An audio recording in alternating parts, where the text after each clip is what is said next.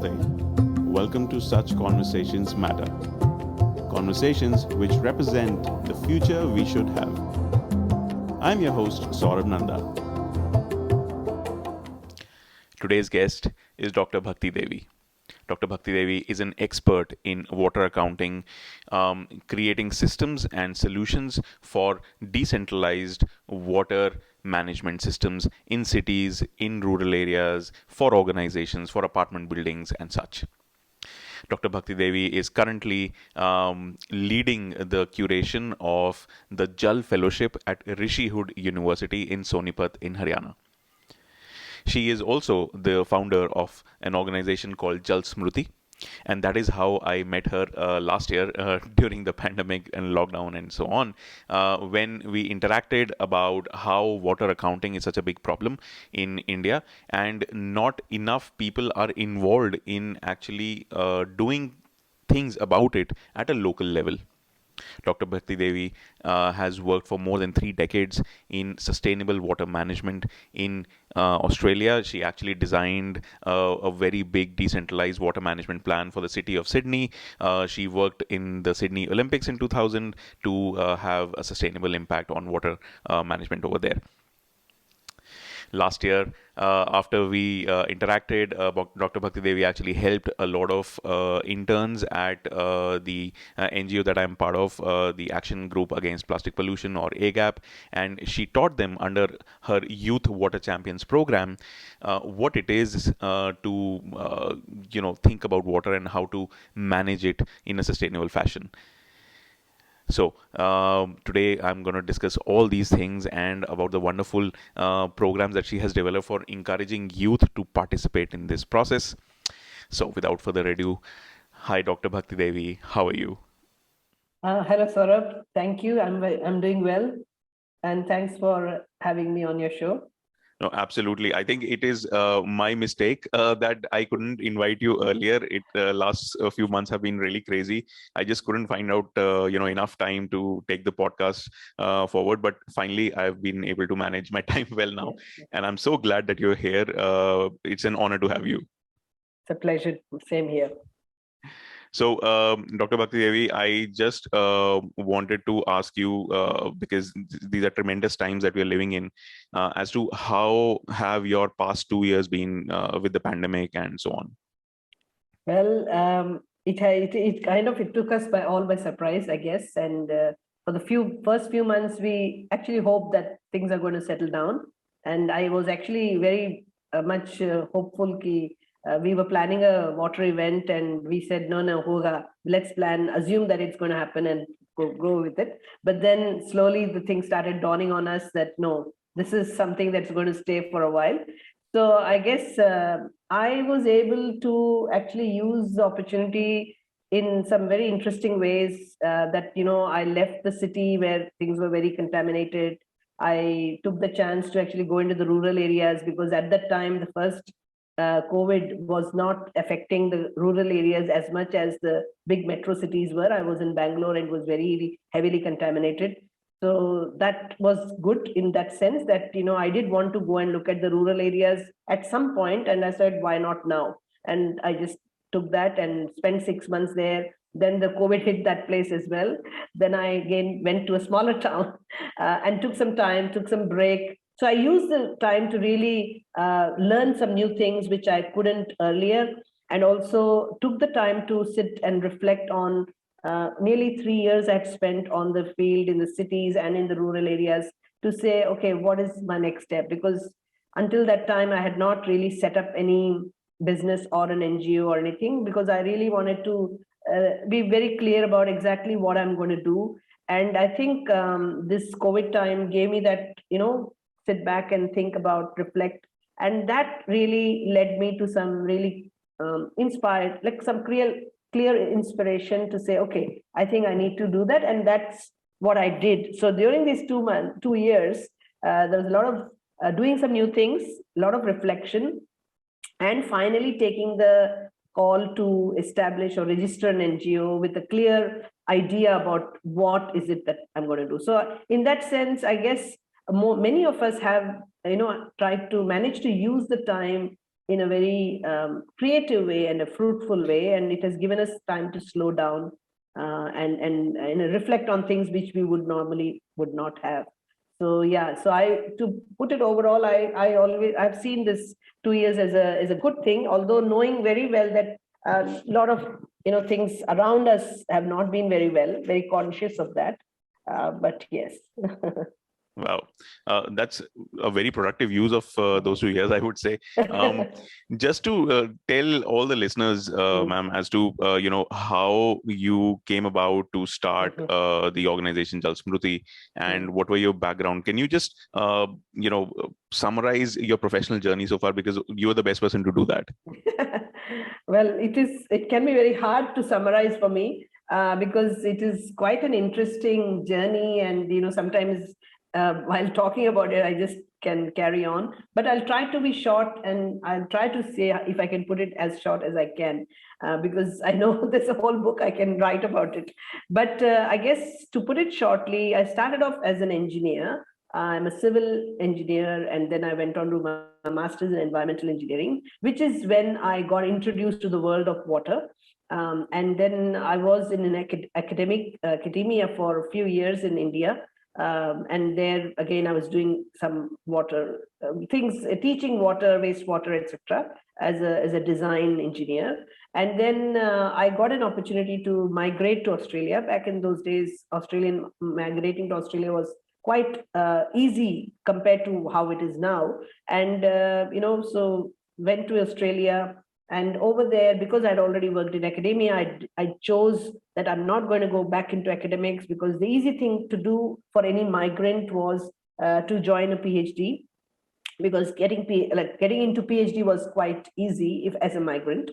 So, but then I chose not to do that, and I really was looking at it as a sabbatical, and took the plunge and worked in the water industry again as a design engineer.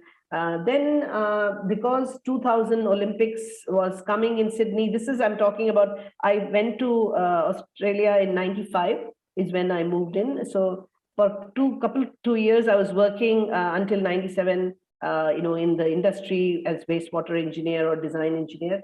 And then when the Sydney Olympics was announced, there was a very large water recycling scheme that was going to be planned at the Olympic site, because the Australian government had chosen to promote sustainability in the first time, seeing Olympics as an opportunity that everything they build in that facility will be sustainable model, and that can, showcase what Australian government is taking the lead on, and also build capacity within the ecosystem. So I got the opportunity to work in one of the largest water recycling schemes, again as an engineer. And then I actually, got an opportunity to join a think tank group, which was working in sustainability space, showing the municipalities, showing the water companies, energy companies, what does sustainability mean for their business as a government or a public sector utility. And over there, I joined the team as an engineer because that's what they wanted, and I only learned what they're doing after I joined them. So they were basically, doing what we call as evidence-based planning and evidence-based policies. So the process would be to actually crunch numbers and demonstrate that if you made this policy and these type of actions that came out of it, these are the benefits you'll get at the triple bottom line, like so social benefit, economic benefit, and environmental benefit. And then that would make a case for them to adopt the policy or a plan or a program. And it was a very interesting world opened up for me there, because here I was an engineer who was designing treatment plants and commissioning plants, etc. And now I'm looking at the big picture and learning this is how change is effected. Change gets affected. Of course, I used to think I'm building a plant, so I'm making a change because I'm cleaning the water and it's going to be good. And that's change too. But someone has decided at the top that this plant needs to be built. That's where the change has begun. If that policy or that plan would not have been in place, you cannot build the treatment plant. And I was learning on the job, the value chain of how the change happens on the ground. And it was very fascinating for me. And I was using my engineering skills in terms of crunching the numbers, spreadsheets, talking to engineers, bringing some information from them, and then using that to crunch numbers.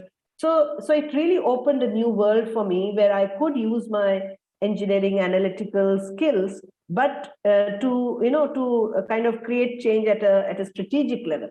And that's when I understood what strategy is, what is strategy and what's the role of a policy. While on the job, I was learning all that, and I was enjoying and discovering that, I am a big picture person, because I also learned that over time that, this big picture thinking for an engineer may not come that easy, or it's not everyone enjoys it, right? But I was quite liking that whole thing. And so that led then over time, then I actually got an opportunity to, work with City of Sydney as their advisor on creating one of the first decentralized water master plan, which means basically the water utilities do big things, but at a city level, you can do small stuff. And, that's something which normally doesn't happen. It needs to happen. So I got involved in guiding that plan and got a lot of interesting experience and the inspiration which actually led me to come to India, actually. And then after working for City of Sydney, I worked for Sydney Water, tried to do something similar, but got frustrated. And I said, I better go to India and do what I did at City of Sydney, even though it sounds very crazy that, City of Sydney is in Australia. How could you do something what you did there in India? But actually, it is possible because our governance systems are very similar. And water systems across the world is operated and looked at in a very same way. So and very similar challenges, even though they may look like they're doing well, and yeah, they're doing better, but they have same challenges as in India we have, and they're also on a journey, and they've come a little bit far ahead, but we are on that journey. So I had the confidence that we are a Commonwealth country, which is why the governance systems are the same. And I'll get to work in my own country. And my whole thing, what I learned from the City of Sydney experience was that to solve the water problem, you have to involve the community, and you have to do things more at a local level. And there you have most opportunities which are untapped. And therefore I was very keen to experiment and go and explore what is possible in India. It was like a very bold, crazy thing to imagine that I can do it. But I guess even when the first thought came to me, I felt, how am I going to go? Because I have no professional contacts in India, because I had not worked for 25 years in India. But I just felt compelled that I want to come, and it took some hustling before I actually came, and that was all part of the fun, I guess. But I did not make a rash plunge. I took step by step. I came for 2 weeks, then I got some opportunity, came for 2 months.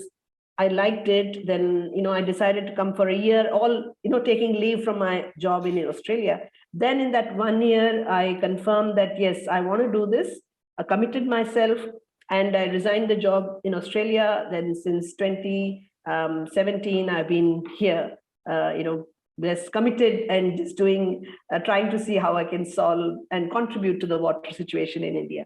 So, and then of course, as I said, I had not registered any business or NGO, which I did only recently, 9 months ago. And yeah, I think I'm survived. People were wondering, maybe I'm going through a phase, or I may, and even I was not sure that what's happening. The calling was too strong for me to not act. I acted, and I said, let me see what that does. And every step I was checking, is that something I want? And I kept going, and then I said, yes, I'm flying now, and then I left. So yes, that's what the journey has been so far, and it's been great. I've no regrets at all of making that big decision. Wow. Very interesting. I mean, that just shows, that your biggest projects in life probably can come at any time. It doesn't matter what age you are.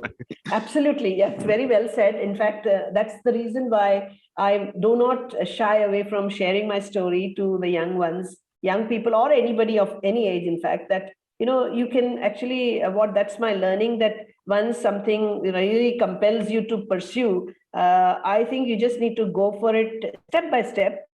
And often we get, overwhelmed thinking, how will that happen? I think if we can just take small steps at a time and keep going, you can get there. I mean, you'll know for sure this is what you want to do. So that's Absolutely. something. So, I mean, I definitely want to ask, the next question is, of course, what is Jal Smruti, and what does Jal Smruti do? But at the same time, I also want to ask you whether the idea of Jal Smruti was, the seed was there for the last couple of decades, or was it a recent seed? Okay. I want to know that as well, because as you said, small steps towards that, making your dream a reality. That dream must have existed for some time then. That's what I'm assuming. So okay. No, I think that's a very good question. And I also want to share how I actually came to that decision, because as I said, I was not at all wanting to get into registering something, because it's a painful exercise. And also I have not done this before, and I really didn't want to do it unless I have to. So I had told myself, like, there are many NGOs, you can always work with them, and there's no need to create another one unless there's a compelling reason. So in that sense, and in terms of the work, I knew I want, as I said, my whole thing was to do something which is community, like bottom up. And how can you, because knowing what I have learned from that last 25 years of experience, what I knew is that community has so many opportunities, as well as, when I say community, I mean people individually, collectively, at an organization level, at a local body level. Every one of them have the opportunity to make a difference within their own, boundary. And so the idea was, how can we enable it? How can create some tools and things where we can enable them and show them how to do, and then people can do it. That was the simple idea, and that idea has been there. But in terms of, do I need to have to do this? I can join hands with another NGO and do it, right? And I tried, and that's what I did when I first came. I joined an NGO to work with them. And in fact, they had the name decentralized in their name itself. So I was very excited that I can do this with them. But when I started working, I understood that it's not that simple, because especially once you've had a few years working as an NGO, there are grants, and every grant has a condition. You're limited by what the grant allows you to do, and you can't introduce a new program or even experiment because the bandwidth is very, very limited. So my job was full time. So I cannot, do something alongside, because that will take different level of time and energy. So I spent 6 months out of that 1 year where I thought I'll work for this NGO. And I said, before I decided to quit my job in Australia, I actually started to test and create new networks, because their network was not direct community, but I wanted to build community networks. So I took that time, and once I started to build that community network, that's when I got the confidence that, yes, I think I want to do this, and I can quit the job in Australia. So that was one thing, that idea existed. Now, what made me create the NGO still wasn't thinking that I have to make an NGO, because again, I joined hands with another foundation to do my, these community-based things.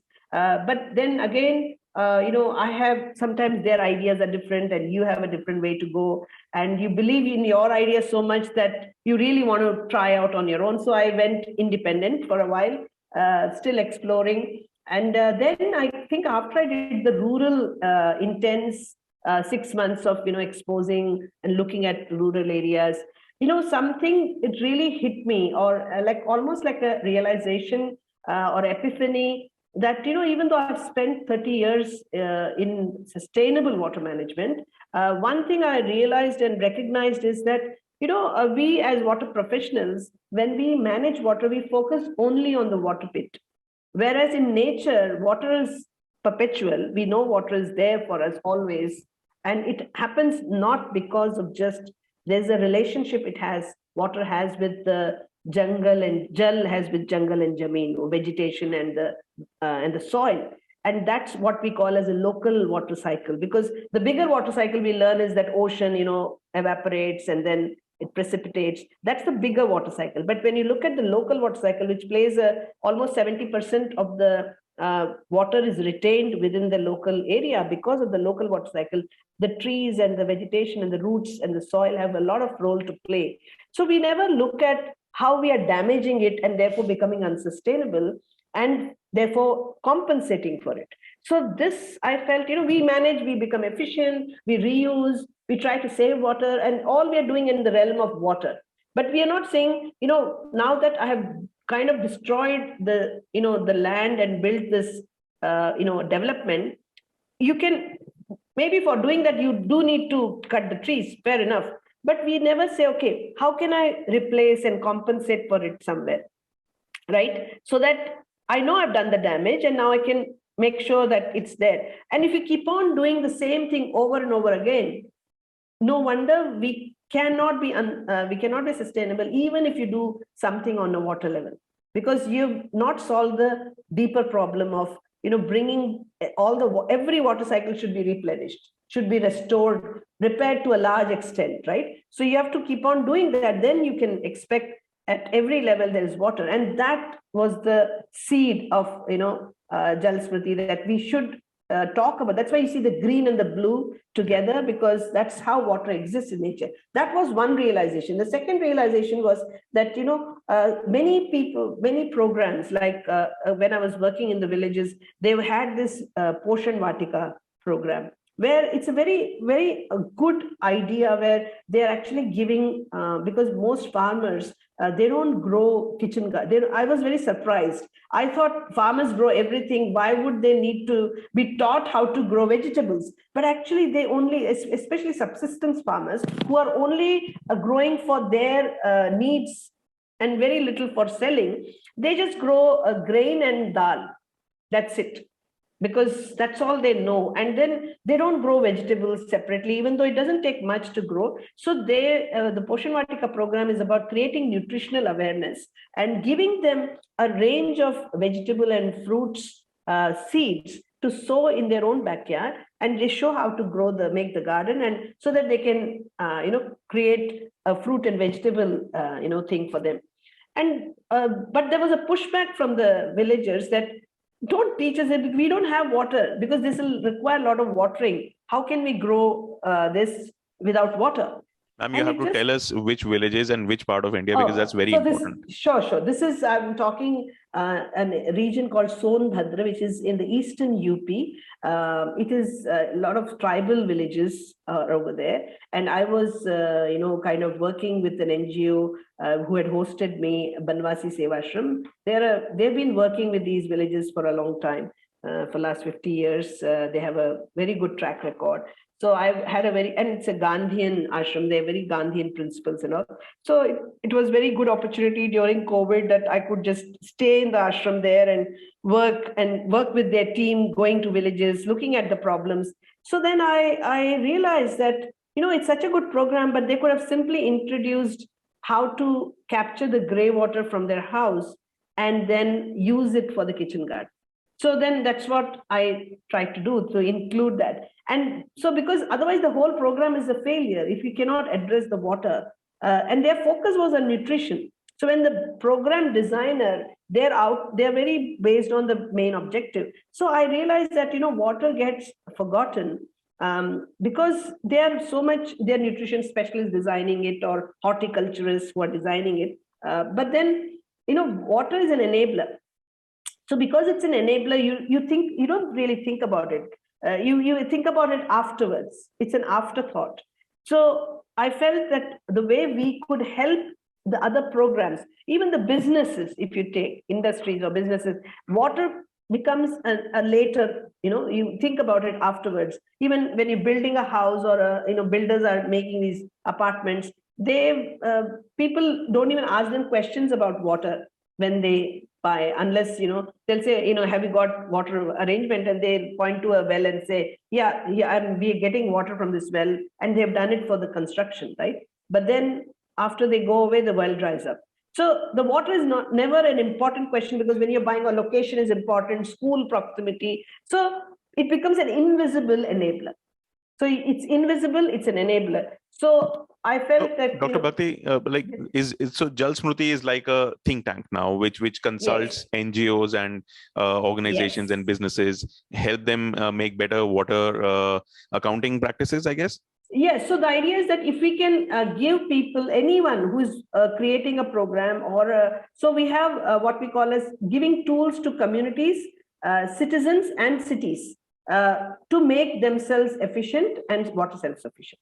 So the idea is if you can help them take care of the water that they need, then then the water is fine. So, but then how do you help them with the tools? So we have developed some tools, knowledge, case studies, to inspire them, to show them how to do it and handhold them. So we won't implement it, but we will handhold and show how to do it and get them connected with the solution providers when they want to implement. So this is what Jal Smruti basically does is, so because of that, we've created programs. So we don't say consulting because we have programs. Say we have program for citizens. So it's a water positive citizen program. Individuals can join the program and learn what they can do within their own limited capacity. All right. There's an apartment program, water positive apartment program. So the apartment community can join and because there are tools we have developed that allows you to measure what you are doing now. And then over time, you can come back and say, okay, at the end of it, you can say, this is where you are, and this is the actions you can take to improve. And you take certain actions and you again see where you come. So we've created that type of program where it's an ongoing, you can take care, and also for the city. So and campuses. So citizen, communities, campuses and cities. So these are the 4 programs we currently have. Apart from the individual youth champion program is for the individuals to learn what to do. So just to put this in perspective, and my questions might sound very basic over here. Well, India is such a huge landmass, and I think it is one of the most unique, biospheres also, along with Colombia, Brazil, China, and so on. Different parts of India, and majority of India, yes, is arid, is dry, is dusty, but different parts of India have different water challenges. So are there policies which are designed like that, or do you have programs or do you have solutions which solve those respective problems?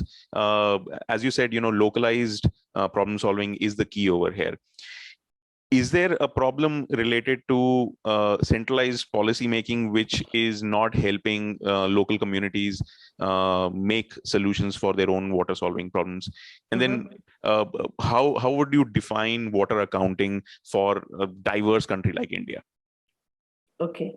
So first thing is, water is complex. It's when you talk in terms of policy, etc. Well, we have the central government can only provide directions. It doesn't. So it's a state subject. Water is a state subject. So most of the regulations and funding, etc. It comes from the state. And then there is a local government level. So local government doesn't really have, it's not in their control. But again, as I said, there is a way you can still have some control on the water. So in that term, what is lacking is that at the local city level, urban local body level, there are opportunities that the urban local bodies can take to create small water systems.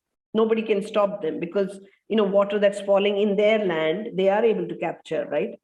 They are able to regulate how the buildings are designed. They can regulate how the development should happen, which should capture a lot of, storm water, and which should capture, do recycle, reuse. That is in their hands. So in that sense, they can impact and influence how water gets designed and used and within their own city, even though it's not their subject. The only thing what state government does, which is why they say water is a state subject, is it takes the responsibility of supplying to the cities water that is sourced from the river. If you're depending on water that's sourced from the river, then state has to do it. So it has an overview of how the river, and between states, they can agree on sharing a river, etc. That is the only reason why water is a state subject.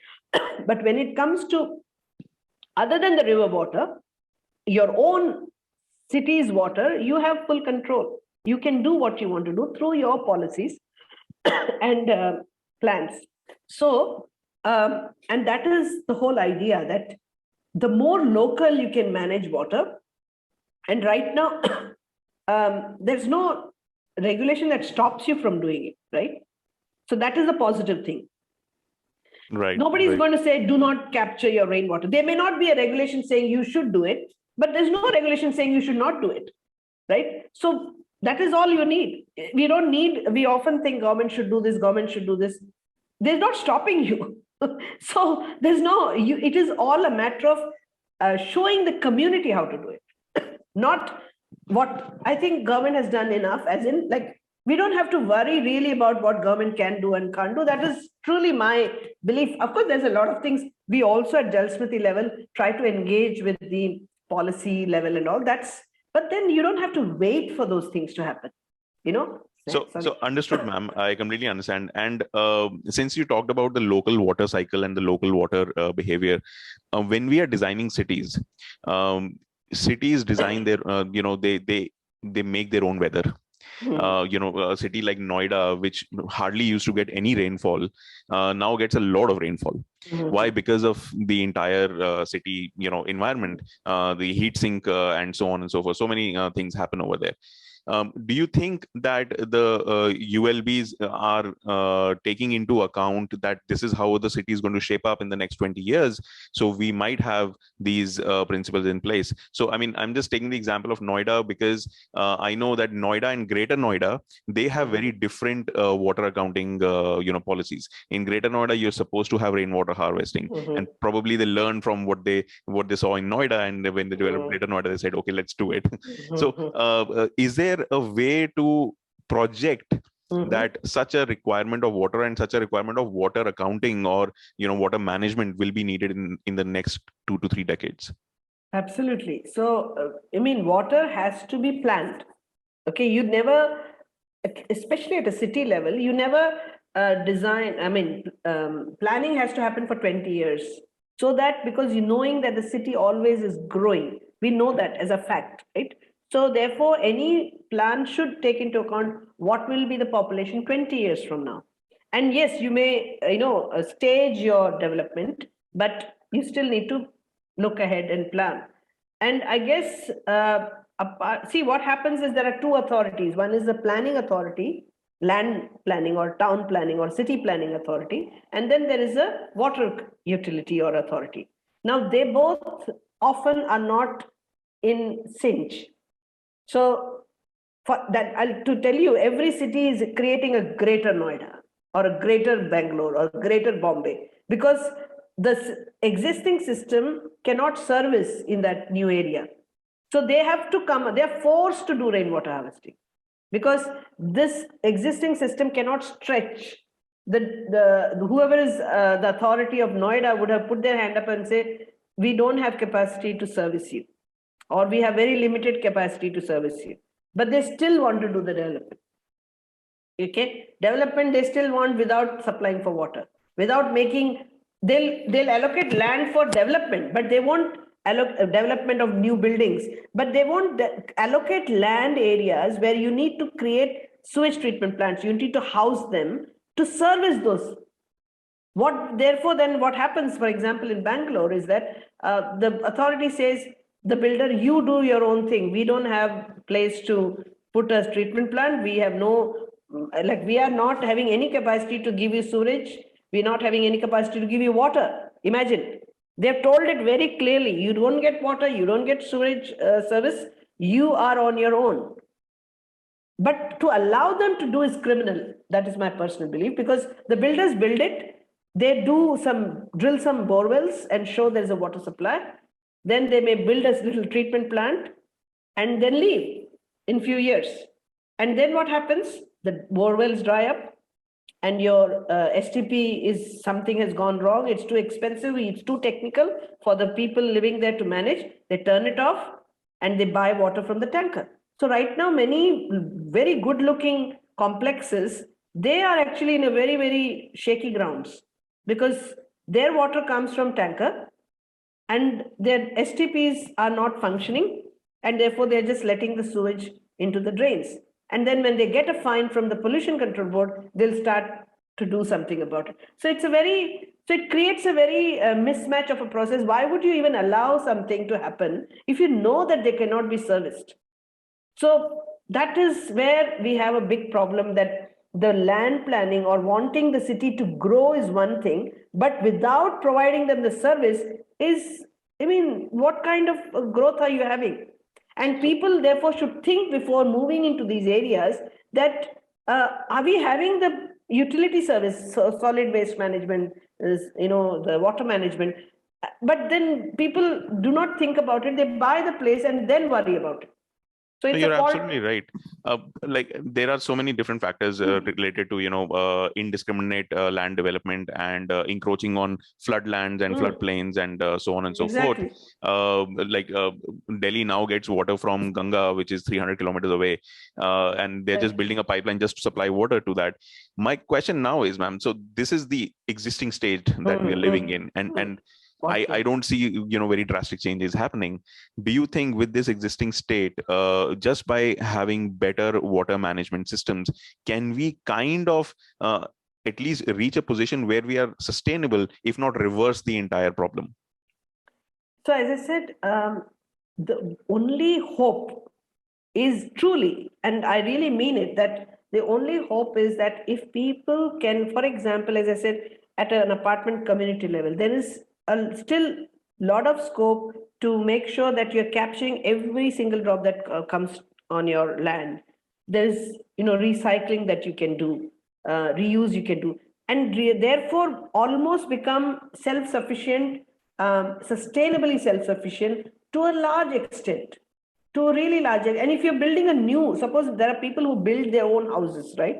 So even there you can, if you are the one who's building it yourself, or if a builder is building a development, they can ensure right from day one that the way they have the site built, that it becomes 100% or completely self-sufficient. It is possible, right? So that's the hope, that if you can get people to think that you manage your own water, and it is possible, the technical feasibility is there, financially it is feasible, it's not like onerously expensive, it just requires a bit of planning. And if you have missed the boat, if you're already an existing community, also you can still do a lot of things. But when you start from scratch, you can do much more, you can become 100%.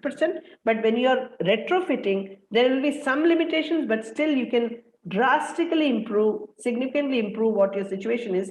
And same with even at the city level. So our Jal Smriti's aim is to work at a citizen level to show them what is it that they can do.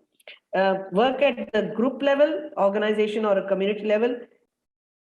So that's as simple as that. But the catch is, who is going to, right now, that's our aim. So Jal Smriti, that's why we are involved with the Rishihood University's program, because someone has to make this happen at a town level.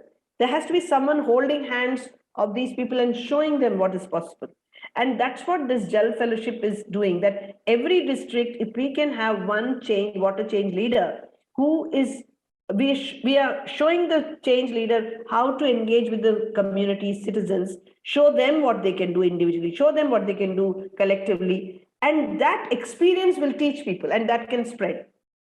Because the reality is the water situation crisis is so complex, but at the same time the solution is simple, as in, if you can enable people at their own level to take care of it, water problem is solved almost. That is the way it works, because a large amount of water is waiting to be solved for the community to take charge of it. And that is where we need to all work together on. Because solutions are there. They're all India made, make in India solution. I was very encouraged because I was in Bangalore, where the most innovation has happened in this space, and also across India, that there are very good products getting designed. And yes, leave the government to manage the existing creaking, aging infrastructure, because they have a lot of problems in their own hands. That needs to be taken care of. But if community starts to do their part, it can be a big game changer. So You're absolutely right about communities. I mean, if we just take the example of the last few years, Shimla in Himachal Pradesh, the capital city, runs out of water every summer. Chennai runs out of water every summer, Yeah. and that is one of the biggest cities in India. Yes. We have our own issues with Bangalore and Bombay, and there are more issues, elsewhere as well. What is not allowing people to become more aware of this and take Yes. things in their hands? I mean, there are certain people like Anand Malikwad is there in Bangalore, who's called the Lake Man of India now, and Ramveer Tanwar is called the Pond Man of India. He's doing wonderful things in Uttar Pradesh. What is stopping the rest of the people to come together? What is the lack of, I would say, a career pathway or a way forward towards this? So, no, that's a very good question, because really begs the question, okay, so if that is as simple as that, it's not as simple, I'm saying, but what is stopping? So my reading through my research is that basically people, there are always, of course, we are all as a community have this habit of waiting till the pain actually is felt. Okay, that is one, because you will not act until the pain is real. That's when you people begin to act. That is one. Secondly, having said that, there are always in the community who we call early adopters who want to do it right now. There are people who want to know how to do it, and they just need that guidance, hand holding. If someone can show them, they're willing to spend, they're willing to, wanting to do it. So basically, what Jal Smruti strategy is to work with early adopters to start creating that type of community, and it starts to show, because there's always, as you know, the whole thing that there'll always, for any new thing to happen, there'll be few things will come forward as pioneers, and if we can take them, start with them, it starts to then show others what's possible, then they follow, and that this change is going to happen slowly. It cannot be an instant, but it will happen. If you can start at a small scale, it happens. So the idea is that is what is stopping. That, it is that waiting till you get the pain, and that habit, that conditioning. And secondly, those who are ready, they want to know how to do it. And what we are saying is, it's technically feasible, it's financially affordable. So let's, bridge that gap. Amazing. And be that bridge. So, ma'am, now I would like to, actually talk about the Jal Fellowship as well, which you mentioned a little while before. And you were so gracious in allowing AGAP also to allow some students learn from the Youth Water Champions programs of Jal Smruti. Can you explain a little bit about the Youth Water Champion program and the Jal Fellowship at Rishihood University that you recently started? Sure. So we started in Jal Smruti an idea, because again, during Corona, if you want to do something in person, that's not possible. But what it did allow us to think broader is that we can, so the idea, one thing very clear is that we can't have only awareness sessions. We need to have awareness that creates an action from the people, because the whole idea is to trigger action, to initiate action. That is extremely important. So with that in mind, we didn't want to do training. So we said we'll do a mentoring program so we can have online mentoring. And we called out to the youth who want to be part of this. It's a very 1-month program where you identify an potential action. We give you themes: water policy, water literacy, water accounting, and local water cycle restoration. So each one identifies different type of aptitude. So water literacy is more about learning how you can spread what is possible for community to do within your own community. Okay, that is, so if someone wants to do a more communication role, then they can take that as a potential action. Second was water accounting, where you assess a building, understand, collect the data, and how do you assess what's needed, where are the hotspots, what actions are needed. That's a people with analytical skill can take up that action. Water policy is more about researching local issues on water, creating a policy paper to submit to your own urban local body. So that is, Someone who likes research can take. So every one of these actions are very important, very local in nature. And the last one is actually people who like building. You may want to do a rainwater harvesting, how I want to do it for my own house as an example. So they identify an action in the beginning, and then we do an online mentoring session where we guide them on how to do it. And it gets them to a point where they get started on what they have chosen to do. And then we keep them as part of one community where they can come back and engage. So that program was the concept of a small thing. Then when we came to know about Rishihood University wanting to create a center for water, Jal Smruti engaged with them because their idea was, they had a vision that we want to create these Jal Fellows across India. Every district must have a water change leader through whom the change can be brought about. And I thought this was fantastic because nobody thinks of solving water through community. Because if you go through IIT, I mean, all technical institutes are the only ones who think we can have a center for water. Fair enough, because water is also a technological solution. So usually they will come up with, there's a technology we are developing to solve the water, or there's a digital this or digital that, we can do this, right? So that is all most people think. What really excited me was, here is a university and they actually are education for impact.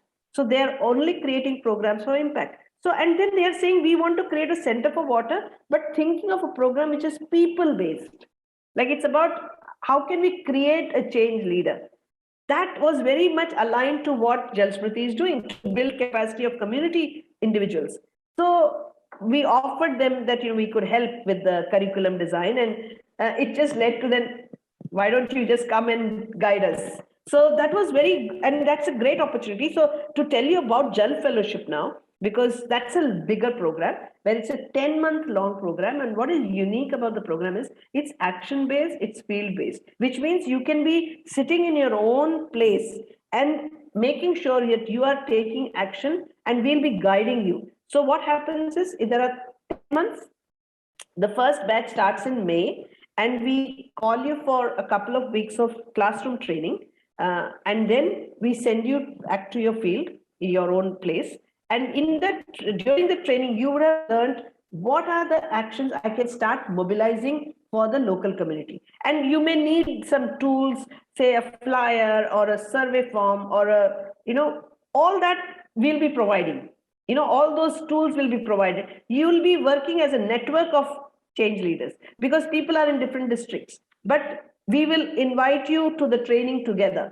We will have online mentoring sessions during the training while you're on the field. So you're not going to be alone, but it will be we will be offering every fellow a technical mentor and a community mentor. So there'll be also mentors identified in their own local areas who can, so it's a very amazing program I'm very excited about, because that is what is missing to solve the water problem. That, who's going to mobilize the community, right? And even if one NGO does it, they can only do it for one NGO. But we right now need this to happen everywhere in India. That's the vision they have, is of all across India. And that can happen. We can do this. So this is idea is to, it's any graduate from any discipline, age between 21 to 40. And also they should have that passion for wanting to. I want to also tell you that this program is not something like doing study on a theoretical basis. I'll do the research no, it's a very, very hands-on, action-based community. If you have to be people person to be able to, do this, and wanting to make a difference to your community. So sometimes, any course coming out of a university, the natural question is, what job will I get after this? So my thing is, if you are spending 10 months on the field, working with your community, taking real actions, this is going to be taking real actions right from month 1. 1 month, you would have taken some action, tangible action, saving water for your community, right? So imagine over 10 months, if you have engaged to that level, not with your community only, but also with your local stakeholders, solution providers, you've been meeting all of them. You think you'll be really chasing a job, or the jobs will be chasing you? Because by the end of the 10 months, you've built that kind of network and you've done such variety of work that people want to have you on their team, right? Or you could be starting your own thing. So it's a 10-month investment of your time. Amazing. Yes. That So sounds such a wonderful program. I wish I had access to such a program when I was younger, and probably I would have been a water change maker or an entrepreneur. But sure. I guess in the future we'll definitely And of course, do we are more. putting an age condition only as a start, so that we see. But over time, we may open it up for others as well. So because it is, and also even the graduate condition, we Yeah, may take it out as we go forward. So got it. right now, it's just for the sake of having Very something. interesting, ma'am. Very interesting. I hope to visit you Yes. sometime Sure. in the Jal Fellowship program. Absolutely. In fact, And I would say that you must make sure that there is a Jal Fellow applicant from your own district, so that absolutely, your district, you have some change leader coming up. we'll definitely do that. Yeah. Great, ma'am. Last two questions, but before that, Yep. there was another question which is kind of Yep. off topic, but before the recording, we discussed about it. I just wanted to know what is your take on data. I personally feel data is extremely important, especially with the SDGs coming in, and water is one of the SDGs. What is your take on data? And India doesn't have a very good track record when it comes to data production and data distribution. Okay. So as I said, I keep hearing this. There's lack of data, lack of data. Yes, there's no denying that. I'm not denying that. But what I feel is that nobody is going to, like, you can't wait for data to happen to act.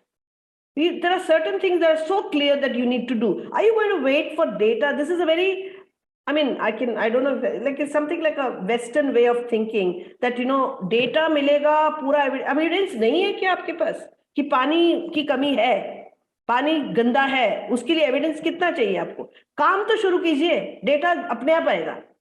You have to start the work. How are you going to, are people like, and then you treat people like some data givers. Well, how do you collect data? You treat people like you go and collect data. Someone has to give you data, right? And they're just going to give you data. Why would they give you data? What are you giving them? Are you giving them something? So the way to think about is start the work. Data will start generating.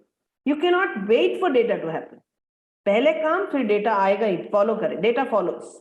Perfect. That is the way I'm working. I'm not waiting for someone to give me data. No, because now with these Jal Fellows, we are focused on get them to start the work. As they start the work, then when you are asking people some questions, they'll help you to answer. Otherwise, आप केवल जाके उनसे survey कर रहे हैं, वो बोल रहे हैं कि आप it's not, at least it looks very impractical, and we'll keep waiting for data to happen. Someone has to do something for data. That makes The so question much to ask sense. is, what can I do enough that data actually happens? No, that makes a lot of sense. In fact, that is what I tell most of my students as well. And in AGAP as well, when we did our own research, we collected our own data. We actually showed that what it means, and it was recognized at a national level as well. Yeah, So, exactly. as I tell my students, think less and do more. I think we're all at that stage right No, now. and I'm not saying we shouldn't think. I'm saying that they start acting. Yeah. And data, yes, data तो आएगा ही, पर उसको आप it's like very exploitative to think I want data. Who's going to give you data? That's. Ma'am, we've come to the end of the conversation. Two small questions. Yes. What career advice would you like to give young students and professionals who would like to embark on a journey similar to yours? I'll tell you the journey I've taken after a very at a late age. Actually, this can be done at a much early stage, which is really spend time doing voluntary work to understand where your calling is, where you're enjoying, and where you feel you're going to make a difference, and that will really give you that joy. And once you figured out where that process can take some lot of helping around, because that's only through action you'll know what your calling is, or what you're enjoying, what work you enjoy. And once you've figured that out, stay committed to that.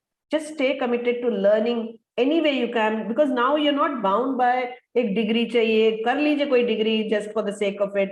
But you don't have to be bound by a degree. You can actually make things happen yourself, because all you need is focus and commitment.